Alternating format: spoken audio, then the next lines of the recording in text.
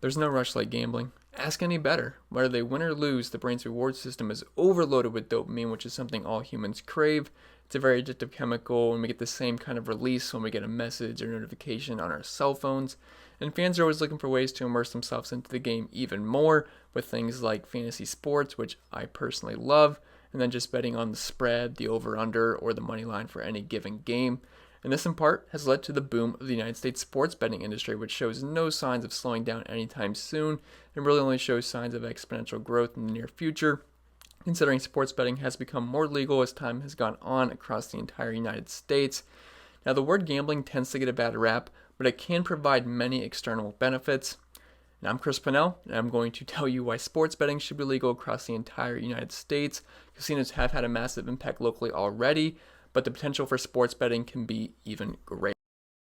And speaking of things that would benefit from the legalization of sports betting, state and local economies would be affected greatly, in a good way.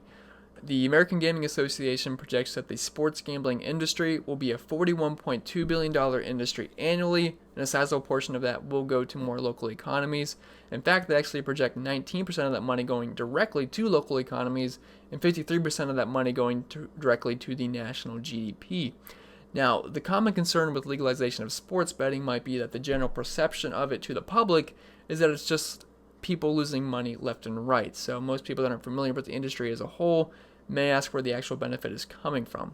And the simple answer to that would be taxes, and lots and lots and lots of taxes. So when a person wins money gambling, after a certain threshold, they must start paying taxes on those winnings. And this is how casinos or sportsbook generate tax revenue for local and national economies. For example, I personally play on DraftKings, which isn't a typical sports book. It's more of a DFS website, which is for daily fantasy sports, where players build lineups and compete against others, and you can win cash prizes on that. So every time I withdraw now, I have to pay roughly around 25-26% on all my winnings, and that goes directly to local and national economies, and I have to pay taxes on that, and that's how they generate tax revenue. And with all the good it can do for our economy, it should also present many new job opportunities as well. So Thomas Garrett, who is a former United States representative, attorney, and professor of economics, presented a table of statistics in his paper, Casino Gaming and Local Employment Trends, that would suggest an increase in jobs in counties with casinos. So Garrett took 6 counties in the Midwest area and showed their unemployment rates pre- and post-casinos once they entered the area. The average unemployment rate in the areas pre-casino were 7.53%, and once casinos were added, that number dropped all the way down to 6% on average, with only one area not reporting a lower unemployment rate. So the direct impact casinos have had in local areas are substantial, but I think the potential impact for sports betting industry or sports book can be far greater. Legalizing sports betting will also increase viewership on games people normally wouldn't watch, or just all games in general.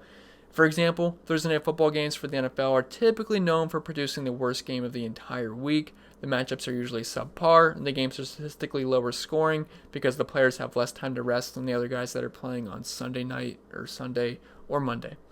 But despite this, there's still a massive audience every single time, because people are watching how players are performing for fantasy-related purposes. I know that's what I'm doing. And they're tracking how the bets are going, and then there's the actual fans of the teams who are actually playing. But the outside viewership from betting purposes and fantasy purposes is absolutely massive.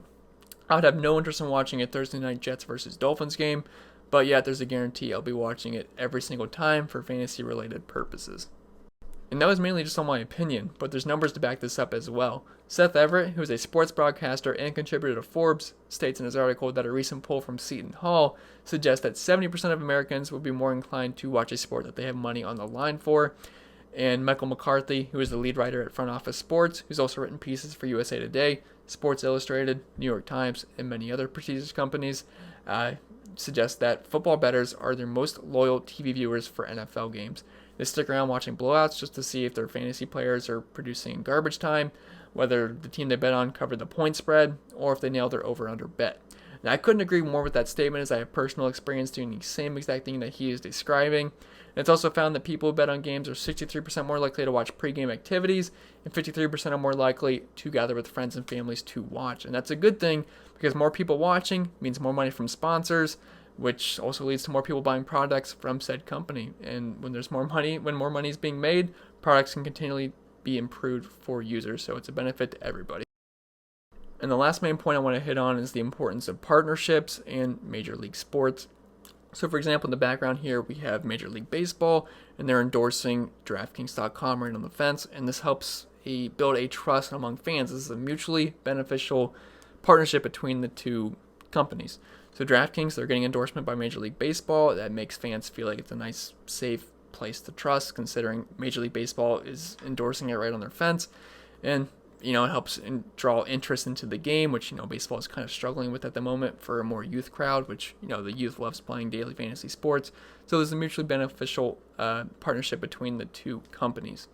And really, the days of having to drive all the way to the casino and place bets at the local sports book, they're not totally gone, but the ease of placing wagers has become much easier now with the increase in partnerships from sports books and the official sports leagues like I was just talking about. Recently, DraftKings has partnered with the brand new XFL, which unfortunately the season got canceled due to the coronavirus, but it's still pretty recent. This was back in February. An article by David Fushilo, who is a writer on DraftKings, he stated that the chief business officer at DraftKings, which is Ezra Kuchars, said that the XFL is an innovative, fan-first league, and DraftKings shares a mutual commitment to delivering top-notch gaming experience to sports fans across the board. And this allows DraftKings to collaborate with the XFL to help improve fan interaction, which fan interaction is an absolute must for the XFL to survive since they are a smaller sports league. They're not on the levels of the NFL, MLB, NHL, whatever, you name it. And then there's another sports sponsorship that is also William Hill, which is a well-respected sports book, and they partnered up with the NBA back in October in 2019. In an article written by Ryan Oakes, who's the marketing manager and author at William Hill, he was able to reach out and get to NBA partners that were in collaboration with the gaming community, and he got some quotes as well. So, Senior Vice President and Head of Fantasy and Gaming for the NBA, Scott Kaufman-Ross, he stated that they, quote, "We are delighted to partner with William Hill as they grow their business throughout the U.S., and they're also excited to work together to provide a world-class experience to our fans." And this is exactly what the fans want to hear. It can help ensure a better fan experience, and it helps build trust between the two companies, which is an absolute must for gambling to survive. Sports betting is here to stay, and it's only going to grow exponentially in the future. States that have already embraced this fact are already reaping the benefits in their local economy and job markets. And fans are also loving it as well. They're getting more accurate data streamlined to their mobile devices as quick as ever, and it's just another way for them to get involved into the game that they love. Gambling may get a bad rap, but it's better to embrace an industry that's coming on full force than it is to miss the boat altogether. And we're already seeing the impact of no gambling across this country due to the current pandemic. The industry is shot at the moment, and there's billions and billions and billions of dollars being lost, as well as jobs too, me included. And once everything clears up though, the industry will be back in full force and be a main catalyst in boosting the economy back up to shape. Thank you for listening. I hope you enjoyed.